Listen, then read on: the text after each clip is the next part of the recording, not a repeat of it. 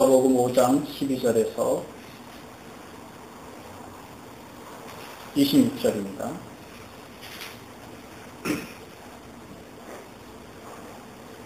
교독하겠습니다.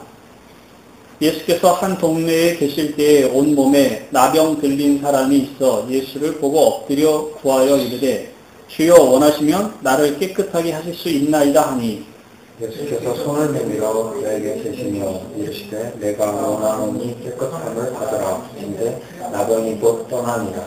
예수께서 그를 경고하시되 아무에게도 이르지 말고 가서 제사장에게 네 몸을 보이고 또 네가 깨끗하게 됨으로 인하여 모세가 명한 대로 예물을 드려 그들에게 입증하라 하셨더니 예수의 소문이 더 퍼지매 수많은 무리가 말씀도 듣고 자기병도 고침을 받고 예수는 물러가사 한적한 곳에서 기도하시니라. 하루는 가르치실 때에 갈릴리의 가마을과 유대와 예루살렘에서 온 바리새인과 율법 교사들이 앉았는데 병을 고치는 주의 능력이 예수와 함께하더라. 한 중풍병자를 사람들이 침상에 메고 와서 예수 앞에 들여놓고자 하였으나 무리 때문에 메고 들어갈 길을 얻지 못한지라 지붕에 올라가 기어를 버티고 병자를 침상째 미루 가운데로 들여서 예수께서 그들의 믿음을 보시고 이르시되 이 사람아 네 죄의 사함을 받았느니라 하시니 서기관과 바리새인들이 생각하여 이르되 이 신성 모독하는 자가 누구냐 오직 하나님 외에 누가 이니 죄를 사하였느냐. 예수께서 그 생각을 아시고 대답하여 이르시되 너희 마음에 무슨 생각을 하느냐. 내 죄 사함을 받았느니라 하는 말과 일어나 걸어가라 하는 말이 어느 것이 쉽겠느냐. 그러나 인자가 땅에서 죄를 사하는 권세가 있는지를 너희로 알게 하리라 하시고 중풍병자에게 말씀하시되 내가 네게 이르노니 일어나 내 침상을 가지고 집으로 가라 하시매 그 사람이 그들 앞에서 곧 일어나 그 누웠던 것을 가지고 하나님께 영광을 돌리며 자기 집으로 돌아가니라. 같이 있습니다. 모든 사람이 놀라 하나님께 영광을 돌리며 심히 두려워하여 이르되 오늘 우리가 놀라운 일을 보았다 하니라. 아멘. 4장에서 예수님이 시험을 받으셨습니다. 그리고 나사렛에서 이사야의 예언이 성취되었다고 선언을 하시고 그리고 그 이후에 계속되는 사건들을 하나님 나라의 성취라는 관점에서 계속 보고 있습니다. 4장에서는 하나님의 나라가 임한 증거로 귀신이 쫓겨나고 병이 치유되는 것을 보았습니다. 그리고 5장에서는 시몬 베드로를 예수님이 부르시고 그리고 오늘 읽은 나병 환자와 중풍병자를 치유하십니다. 그리고 이제 27절 이후에는 세리, 레위를 부르시는 장면이 이어집니다. 그것은 제자를 부르시는 것과 그리고 병을 고치시는 일들이 이렇게 번갈아 가면서 나와서 어떤 일관적인 그 주제가 없는 듯, 그렇게 보여지기도 합니다만, 저는 이 5장도 마찬가지로 하나님의 나라가 그 개인들에게 임하였을 때 어떤 반응이 일어나는가 하는 관점에서 보면 그 일관된 주제로 볼 수 있다고 생각이 됩니다. 특별히 지금 5장에 나오는 시몬 베드로를 부르시고 나병 환자를 고치시고 중풍병자를 고치시고 또 레위의 잔치에 참여하신 이것을 묶는 하나의 주제는 죄사함이다. 그렇게 볼 수 있습니다. 주님과 함께 하나님의 나라가 임하였을 때 죄의 문제가 어떻게 되는지를 보여주는 사건이죠. 이 본문들이 어떻게 죄와 관련되어 그 증거들을 좀 살펴보려고 하는데요. 간단하게 좀 보면 첫 번째 시몬 베드로의 입장에서 시몬 베드로의 상황은 주님이 시몬 베드로에게 찾아오셔서 시몬 베드로가 주님이 그리스도요 하나님의 아들이라는 것을 봤을 때 자기가 죄인이라는 걸 발견하게 되죠. 그래서 주여 나를 떠나소서 나는 죄인입니다. 그런 고백을 하게 됩니다. 주님이 베드로의 죄를 사하셨다라는 그런 언급은 없습니다만은 나를 따르라 네가 사람을 취하리라 하신 그 말씀 속에는 그 죄사함이 전제되어 있다고 생각할 수 있습니다. 그리고 두 번째는 나병 환자를 치유하시는 장면인데요. 여기서도 죄 혹은 죄인이라는 단어가 등장하지 않습니다. 하지만 그 사상이 깔려 있다고 볼 수 있는데 나병 환자가 주님께 와서 자기를 치료해달라고 할 때 이렇게 말합니다. 주여 원하시면 나를 깨끗하게 하실 수 있나이다. 주님께서는 내가 원하노니 깨끗함을 받으라. 이렇게 말씀하시죠. 깨끗하게 해달라 그러고 주님은 깨끗하게 해주셨어요. 깨끗하다는 건 뭐가 전제되어 있는 거죠? 더럽다는 게 전제되어 있는 겁니다. 그건 단지 몸이 더럽다는 것을 의미하는 것이 아니라 죄로 물들어 있는 인간의 영적인 더러움을 의미해 주는 겁니다. 그래서 나병은 그 죄인들, 인간의 그 부패함을 나타내는 강력한 이미지라고 그렇게 말할 수 있습니다. 이것이 죄의 문제를 다루고 있는 증거인데, 또 하나는 주님이 이 나병 환자에게 치료를 해주시고 제사장에게 보내시죠. 14절에 보면 이렇게 말씀하세요. 예수께서 그를 경고하시되 아무에게도 이르지 말고 가서 제사장에게 네 몸을 보이고 또 네가 깨끗하게 됨으로 인하여 모세가 명한 대로 예물을 드려 그들에게 입증하라 하셨더니, 레위기 13장과 14장이 나병에 대한 그 기록을 담고 있는데요. 레위기 13장은 제사장이 나병 환자를 어떻게 진단하는지에 대한 얘기들이 담겨져 있고, 14장은 나병이 나았을 때 어떻게 정결 예식을 행하는지에 대한 기록이 담겨져 있습니다. 정결 예식의 핵심은 8일째 되는 날 속건제와 속죄제를 하나님께 드리는 것이에요. 속건제와 속죄제. 속건제라고 하는 것은 하나님의 성물이나 혹은 이웃 사람의 물건과 관련된 죄를 범했을 때에 속죄제를 드리는 게 속건제예요. 속죄제는 말 그대로 하나님의 말씀에 어떤 규례를 어겼을 때에 드리는 제사를 속죄제라고 합니다. 속건제와 속죄제는 다 죄에 대한 제사를 드리는 것이에요. 그러니까 나병 환자가 병에 대해서 나았는데 그럼 거기에 대한 감사의 제사를 드리는 것이 아니라 속건제와 속죄제의 제사를 제사를 드리도록 그렇게 규례가 되어 있어요. 이 나병 환자는 가서 그렇게 했겠죠. 그 말은 무슨 의미죠? 죄 사함에 대한 제사를 하나님께 드린다는 겁니다. 그러니까 나병은 죄에 대한 문제를 해결하는 것이에요. 세 번째로는요, 중풍병자 이야기입니다. 주님께서 가르치시는 장소에 너무나 많은 사람들이 들어와 있었기 때문에 누구도 환자를 예수님 앞에 데려다 놓을 수가 없었습니다. 이 중풍병자를 데리고 온 사람들이 있었는데요. 이 사람들은 이 성경에는 우리 누가복음에는 정확히 기록되어 있지 않지만 마가복음 2장에 보면 4명의 친구로 그렇게 기록이 되어 있어요. 이 4명의 친구가 지붕 위에 올라가서 지붕 위에 귀화를 벗기고 환자를 들것채로 묶어서 그 구멍으로 예수님 앞에까지 내려놓습니다. 주님께서 그 사람에게 일어나 걸어라 이렇게 말씀하시는 것이 훨씬 쉬웠을 거예요. 왜냐하면 누워있는 사람이 치료를 받았다는 의미가 분명 그 말 속에 들어가 있지 않습니까? 하지만 주님께서는 그렇게 말씀하지 않으시고 네 죄 사함을 받았다.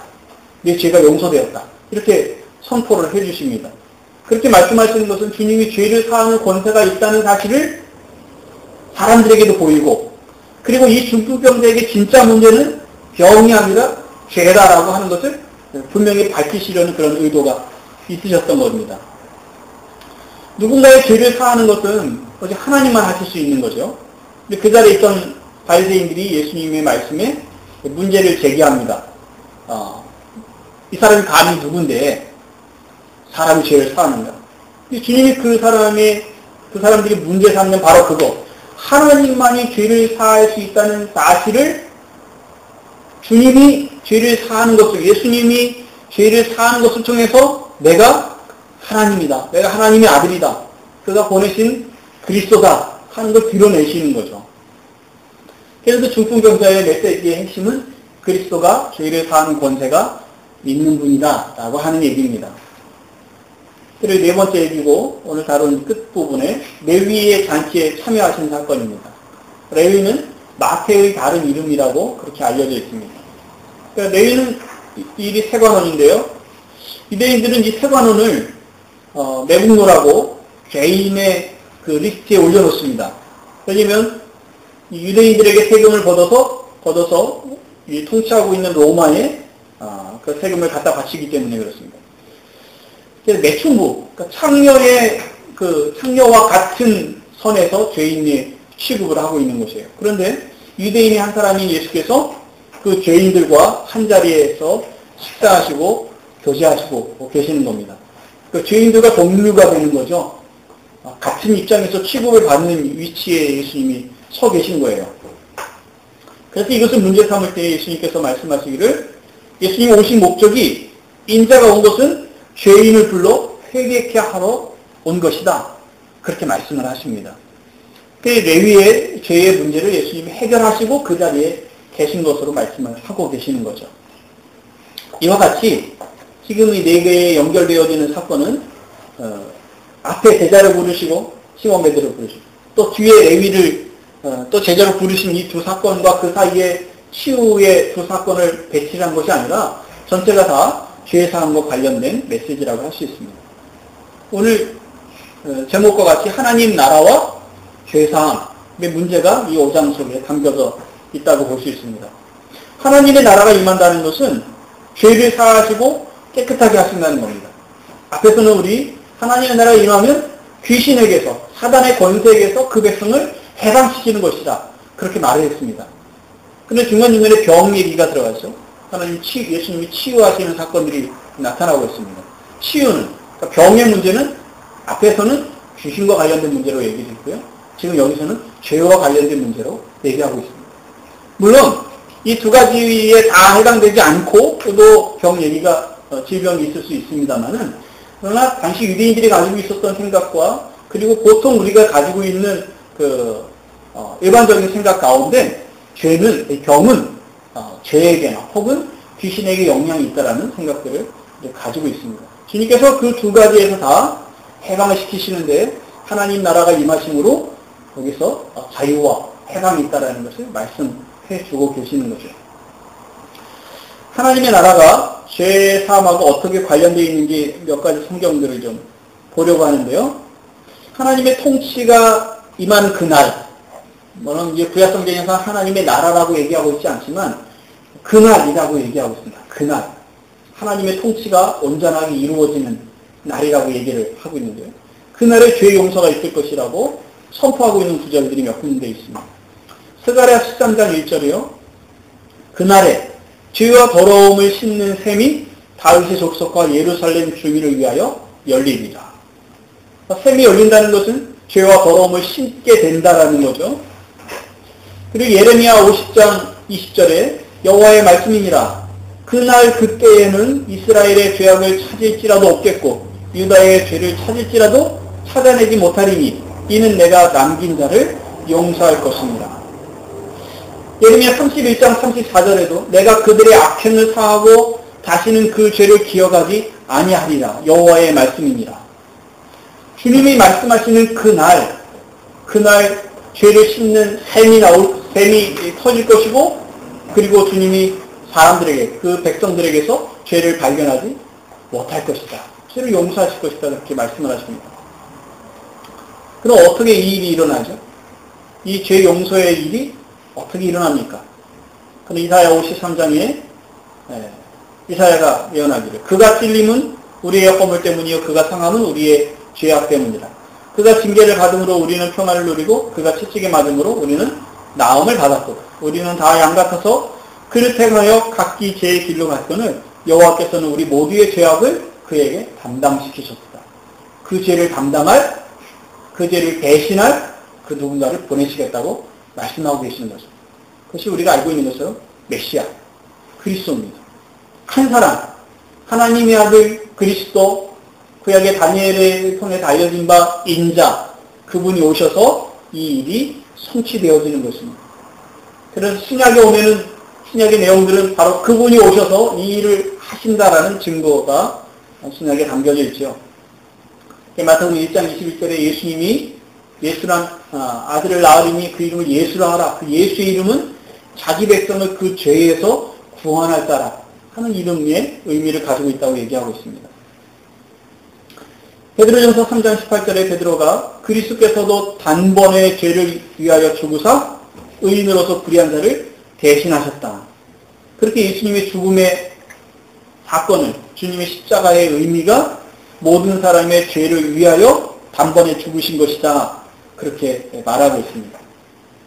그리스도의 십자가의 대속으로 그를 믿는 모든 자의 죄에 대한 값이 지불된 것입니다. 그리스도 안에 있는 자에게는 더 이상 정죄함이 없습니다. 그리고 이 사실이 온 세계에 전파되었습니다.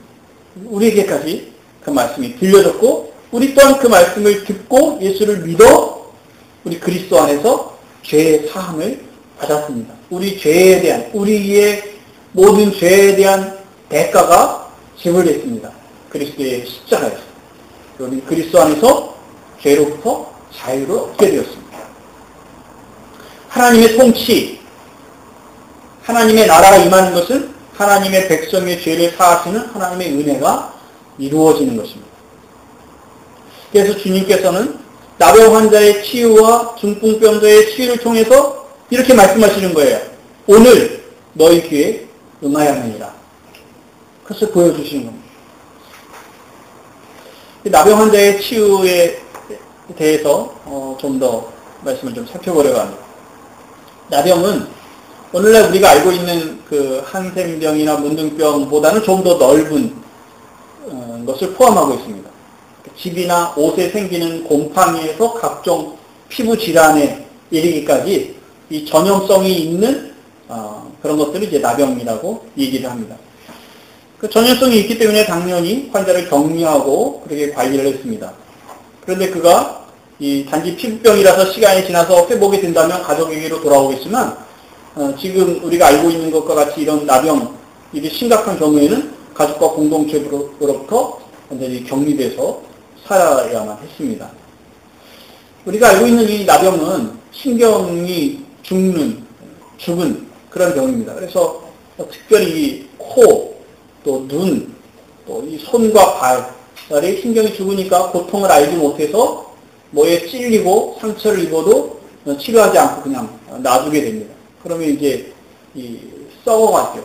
나중에는 잘라내거나 혹은 문드러지는, 없어져 버리는 그런 병이 나병입니다. 이거는 사회적으로 격리를 요구하는 질병입니다. 이것이 꼭 나병 외에도, 나병은 지금도 격리되어 있죠. 물론 지금은 전염되지 않는다라는 걸 압니다. 그래서 일반인들하고, 그러니까 이 비장애인들하고 같이 살아갈 수 있습니다. 그럼에도 불구하고 그런 외형적인 모습들 때문에 사람들은 나병 환자들을 격리시키고 또 나병 환자들은 스스로를 또 격리시켜서 그들끼리 살아가는 것이 안전하다고 그렇게 생각을 하고 있습니다. 이 나병 환자처럼, 나병처럼 이렇게 사회적인 격리를 요구하는 그런 질병들이 있죠. 에이즈라고 에이즈가 현대의 나병과 같이 취급되는 것 아닙니까? 에이즈에 걸렸다고 하면, 그 병 때문에도 그가 격리되고, 또한 이 부도덕함이라는 그런 인식, 이건 성적인 부도덕함에서 오는 것이다라는 인식 때문에 또한 정서적으로도 또 격리되는 그런 병이라고 생각됩니다. 혹은 장애를 그렇게 우리는 취급하기도 합니다. 장애를 격리시켜야 되는 것처럼, 그렇게 함께 할 수 없는 것처럼 여기기도 하죠. 혹은 동성애를 그렇게 생각하기도 하고. 이런 사회적인 질병들, 그래서 소외시키고 소외되는 그런 일들이 있습니다. 근데 사실은 그 질병들보다 더 중요한 건 바로 이 인식이죠. 사람들의 인식. 그 편견을 가지고 용납하지 아니하는, 격리시켜 놓는 그런 태도들이 사실은 더 무서운 것입니다. 그런데 이 죄사함의 결과는 바로 이 나병 환자가 어떻게 되는지를 보면 앞서 말씀드렸던 이것이 동성애든지 장애든지 아니면 사람들이 여러 가지 이유로 격리시키려고 하는 그런 모든 것에 어떻게 그 죄사함이 임하는지를 우리가 생각할 수 있는데요. 죄사함의 결과는 첫째는 하나님께 받아들여지는 것이고, 그 다음은 자기 자신이 그걸 받아들이는 것이고, 그 다음에는 다른 사람들에게 받아들여지는 것입니다. 요한복음 4장에 수가성 여인이 나오는데요. 이 여인은 5명의 남편이 있었습니다. 그리고 현재는 다른 남자와 또 생활을 하고 있었고요. 여자는 사람들이 다니지 않는 낮 시간에 우물을 찾아서 물을 길르러 왔습니다. 사람들이 눈을 피하며 생활하는 것이 이 여자에게는 좀 더 쉬웠을 거라고 생각이 됩니다. 스스로 선택한 것이고 또 사람들에 의해서 소외된 것이죠. 그렇게 한 이유는 이 여자가 여러 번 결혼을 했기 때문에 그렇습니다. 아마 남편이 이 여자가 부정하다는 이유로 이혼 증서를 써서 내보냈을지도 모르겠습니다. 5명, 6번째 남편이니까 어떤 일들이 있었는지 자세히 알 수는 없습니다만은, 혹은 남편이 병으로나 혹은 사고로 죽었을지도 모르겠습니다. 근데 이혼 증서를 받아서 쫓겨났든지 아니면 남편이 병으로 죽었든지 그 원인을 다 이 여자에게 돌리는 거죠. 여자가 남편을 죽음으로 몰아오는, 죽게 하는 그런 저주를 가지고 있는 여자로 그렇게 하며 여겨지지 않았겠습니까? 쫓겨나면 부정한 여인이기 때문이라고 생각했고, 또 남편이 죽었으면 여인이 저주를 불러오는 여인이라고 그렇게 생각해서 사람들은 이 여인을 격리시킵니다. 사람들이 이 여인의 아픔과 그가 가지고 있는 상처들을 전혀 돌보거나 거기에 대한 관심을 갖지 않습니다. 여자를 왕따시키고, 그래서 자기들은 의롭다고 생각하는 것입니다. 자기들은 괜찮은 사람이라고 여기는 것입니다. 자기의 의로움을 증명해 보이려는 이유로 그 사람을 격리시키는 겁니다. 그런데 이 여인에게 예수님이 찾아오십니다.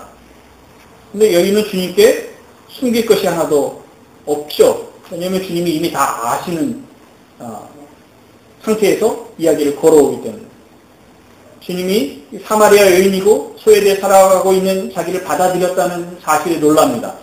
그리고 바로 이분이 그리스도라는 사실에 또 놀라게 되죠. 여인은 자기 자신을 받아들일 용기를 얻습니다. 그리고 사람들에게 나가서 사람들을 받아들입니다. 그동안 자기 편에서 왕따시켰던 사람들에게 그리스도를 소개해서 나오게 합니다. 여인은 자기가 그동안 살아왔던, 격리됐던 그 죄에서 자유를 얻습니다. 자기를 정죄했던 사람들을 받아들이기로 선택합니다. 그들이 자기에 대해서 무엇이라고 말하는지는 전혀 중요하게 되지 않았습니다. 이 예수님께 나온 사람들, 예수님을 만난 사람들 또한 그 그리스도를 만남으로 자기들 또한 죄인이라는 사실을 발견했겠지요. 이 여인이 긍휼이 필요하다는 긍휼이 필요한 여인이라는 사실 또한 알게 됩니다. 그래서 여인을 더 이상 소외시키지 않고 받아들이게 됩니다. 하나님 앞에서 받아들여진 자기 자신을 발견하게 되고, 그래서 용기를 얻어 자기를 받아들여요. 그래서 또 사람들을 받아들이고 사람들에게 나가는 일이 죄 사함과 함께 일어난 일들입니다. 나병 환자는 옷을 찢고 머리를 풀며 윗 입술을 가리고 부정하다 하고 외치며 사람들에게 나가야 됩니다. 그런데 이사야가 성전에서 하나님의 그 영광과 거룩함을 배웠을 때 바로 그와 같은 반응을 보입니다. 이사야 6장 5절에 그때 내가 말하되 화로다 나여 망하게 되었도다. 나는 입술이 부정한 사람이요 나는 입술이 부정한 백성 중에 거하면서 만군의 여호와이시는 왕을 배웠음이로다. 선지자 이사야는 하나님의 영광과 거룩함 앞에 서 있는 자신의 모습을 나병 환자처럼 그렇게 생각하고 부정하다고 고백을 했습니다. 누가 하나님 앞에서 그렇지 않겠습니까? 베드로가 예수님을 만났을 때 그가 쓴 표현도 마찬가지입니다. 나는 부정합니다. 내게서 떠나십시오. 죄인은 그리스도 앞에, 하나님 앞에 서 있는 죄인은 누구든지 나병 환자와 같습니다. 그런데 주님께서는 우리의 죄악으로부터 우리를 깨끗하게 하십니다. 나병 환자와 같이 부패하고 더러운 중에 있는 우리들을 거기서 건져내셔서 자유롭게 하십니다. 그로 인해 우리 자신이 하나님께 받아들여졌다는 사실을 알게 됩니다. 하나님 우리를 자녀로 하나님의 형상으로 회복시키셨다는 사실을 받아들이게 됩니다. 그리고 우리도 우리 자신을 그로 인해서 사랑하게 되는 것입니다. 뿐만 아니라 나를 정죄하던 사람들까지 받아들이게 됩니다. 그 사람들 또한 하나님께 긍휼을 받아야 되는 사람이라는 것을 알게 됩니다. 이것이 죄사함의 결과입니다. 하나님의 말씀과 그 통치가 임한 결과입니다. 하나님의 나라가 우리 가운데, 우리 사이에 임한 결과입니다. 우리가 주기도문에 나라가 임하시오며 이렇게 기도합니다. 그 나라는 주님의 나라가 온전히 임하여질 것을 기대하고 바라는 기도입니다. 그러나 뿐만 아니라 지금 여기를 위해서 기도하는 것이랍니다. 하나님 제가 지금 여기에 주의 나라가 임하기를 원합니다. 주의 통치가 임하기를 원합니다. 제가 그 통치의 다스림 가운데 살기를 원합니다. 고백이 담겨져 있는 것입니다. 지금 여기에 나에게 그리고 우리 사이에 하나님의 나라가 임하시옵소서. 그걸 구하는 겁니다. 그 말은 다시 말하면 여기에 죄 사함이 임하기를 원합니다. 라는 말도 같은 것입니다. 저는 죄 사하심을 제가 믿습니다. 우리 사이에 더 이상 정죄할 죄가 없음을 믿습니다. 하는 그런 고백이기도 합니다. 로마서 5장 8절에 우리가 아직 죄인 되었을 때에 그리스도께서 우리를 위하여 죽으심으로 하나님께서 우리에 대한 자기의 사랑을 확증하셨다. 이렇게 말씀하신 이유가 바로 하나님 우리를 받아들이시고 우리 또한 하나님께 받아들여져서 또 우리가 다른 사람들을 받아들일 만한 사람들이라는 것을 인정하는 그런 근거의 말씀이라고 할 수 있습니다. 여러분 자신을 하나님 안에서 발견하시기를 바랍니다. 디트리 본 해퍼라는 독일 신학자가 있는데요. 그분이 이렇게 말했습니다. 나는 누구인가? 이 사람? 아니면 저 사람? 오늘 나는 이런 저런 사람이었다가 내일은 다른 사람이 되는가? 한 번에 두 사람이 될 수 있을까? 다른 이들 앞에서 가면을 쓰고 지내다가 자신 앞에 선 한심하고 수심 가득한 약골의 모습을 드러낼 수도 있을까? 이미 승리를 쟁취했으면서도 내 안에 무언가는 여전히 우왕좌왕하는 폐잔병처럼 남아있을 수 있을까?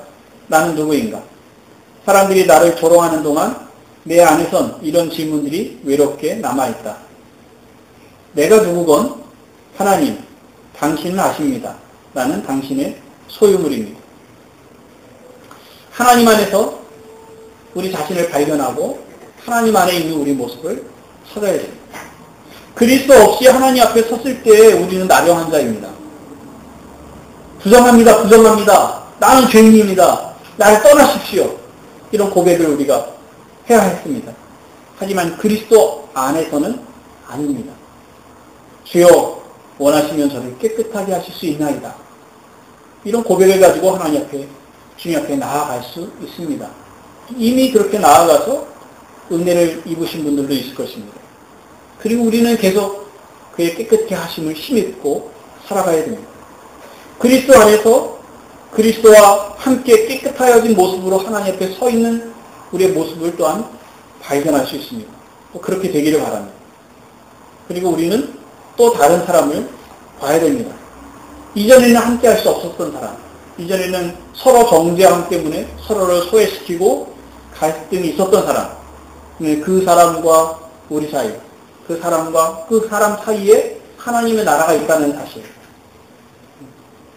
서로 안에 그리스도를 발견하고 그 사람의 의로움으로 그 사람에 나가는 것이 아니라 또 내 의로움으로 나가는 것이 아니라 그리스도의 의로움으로 나아가고 또 그 안에 있는 그리스도의 의로우심을 발견해서 서로에게 다가가는 일들, 이것이 하나님의 나라가 임한 사람들 사이에 일어나는 일입니다. 서로를 용납하고 사랑하는 일이 시작이 됐고 그 안에서 누림이 있습니다. 이것이 신자의 삶입니다. 이것이 복음입니다.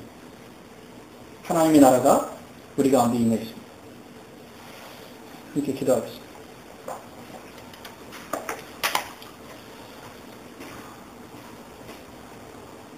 하나님 아버지, 예수 그리스도와 함께 이 땅 가운데 죄 많은 우리 가운데 하나님의 나라가 임하게 하시니 감사합니다.